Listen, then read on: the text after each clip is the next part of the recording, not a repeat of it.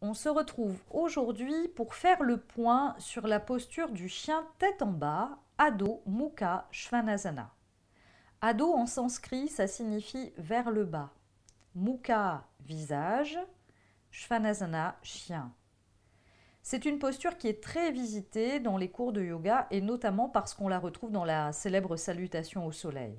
Donc, comme toutes les postures, elle comporte bien sûr quelques recommandations pour bien se placer et le respect des possibilités que vous donne votre corps aujourd'hui. C'est une posture qui est tout à fait accessible aux débutants.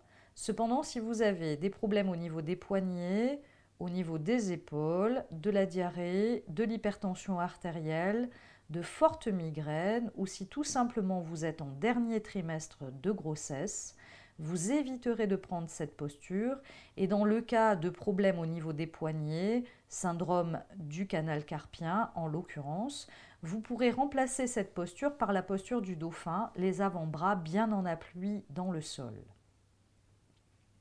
Pour prendre la posture, deux possibilités afin d'avoir le bon écartement entre les mains et les genoux. Soit vous vous installez directement dans la posture de la table, les genoux écartés de la largeur de vos hanches, les mains écartées de la largeur de vos épaules. Vous vous placerez dans cette posture, les mains légèrement vers l'avant, les bras formant une oblique. Soit la flexion de vos genoux est suffisante et donc vous placerez votre bassin, vos fessiers sur les talons dans la posture de l'enfant en étirant bien vos bras devant vous, les gros orteils en contact, les genoux légèrement écartés. Laissez-vous inspirer, puis sur l'expiration, soulevez votre bassin sans bouger les mains du sol. Si besoin, réajustez vos genoux à l'aplomb de vos hanches. Gardez les mains dans le prolongement de vos poignets. Surtout, ne pivotez pas vos mains vers l'intérieur ou vers l'extérieur. Les doigts des mains, encore une fois, sont bien écartés. Vos index sont parallèles. Toute la surface des paumes de main doit être en contact avec le sol en appuyant bien vos pouces et vos auriculaires. Cherchez ensuite à allonger la colonne vertébrale en faisant un dos droit, la tête dans le prolongement de la nuque et de la colonne vertébrale en dirigeant le regard, drishti, entre les deux mains. Retournez ensuite les orteils dans le sol derrière vous. Laissez-vous inspirer. Et sur la prochaine expiration, vous allez repousser le sol avec vos deux mains, presser les orteils dans le tapis et décoller doucement les genoux en tendant bien les bras et en montant le coccyx le plus haut possible vers le ciel et en arrière. La tête vient se placer entre les bras, dans le prolongement de la colonne vertébrale, créant ainsi une oblique des mains jusqu'au coccyx. Le corps prend la forme d'un accent circonflexe. Gardez dans un premier temps les genoux fléchis, repoussez bien le sol avec vos deux mains bien à plat et essayez d'allonger le plus possible la colonne vertébrale en dirigeant l'abdomen contre les cuisses. Ne laissez pas descendre les épaules vers les oreilles, mais cherchez plutôt à ouvrir les épaules vers l'extérieur.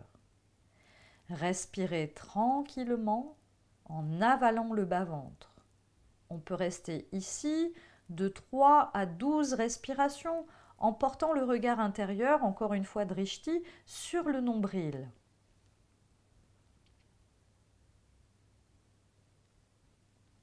Si vous êtes très à l'aise dans la posture, vous pouvez commencer à tendre une jambe, puis l'autre en cherchant à rapprocher les talons du sol alternativement.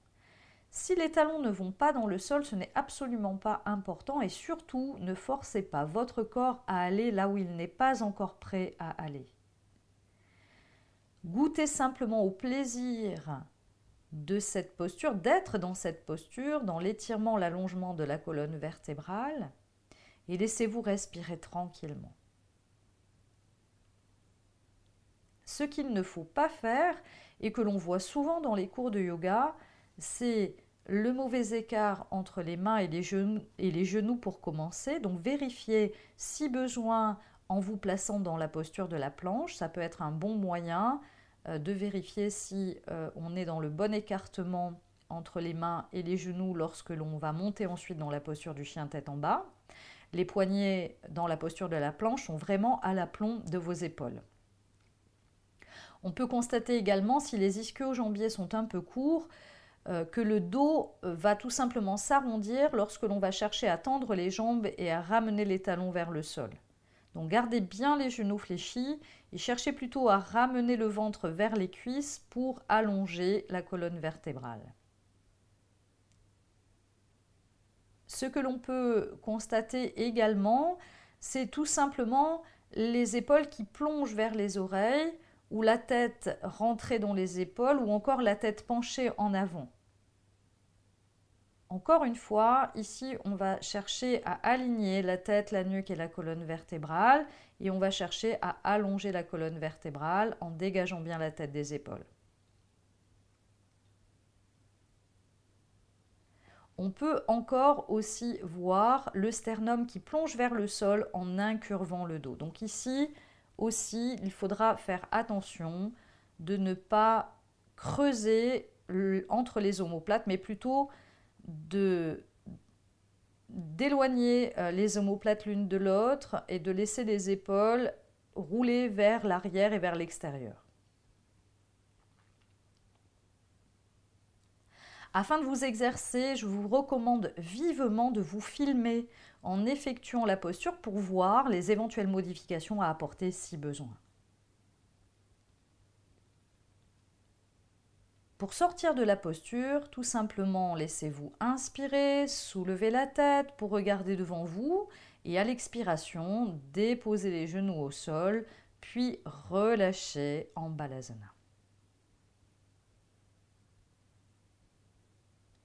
C'est une posture qui apporte de nombreux bienfaits comme par exemple l'étirement des épaules, des ischio-jambiers, des mollets, du dos. Elle renforce les jambes et les bras et c'est une posture qui va également avoir des bienfaits sur le stress en soulageant le stress. Elle a une action qui est calmante. Elle peut aussi avoir des effets positifs dans les maux de tête légers. Elle agit sur la fatigue et elle apporte de l'énergie. Elle est favorable en cas d'asthme, de sciatique, de sinusite. Et puis elle est également favorable en cas de règles douloureuses ou de symptômes de la ménopause. C'est une posture qui va stimuler la digestion. Voilà, si cette vidéo vous a été utile, si vous avez appris quelque chose, je vous invite à liker le petit pouce en bas, tout simplement, et puis à vous abonner à la chaîne pour recevoir, dès qu'une nouvelle vidéo apparaît, pour la recevoir en direct. Merci beaucoup, à très vite, namasté.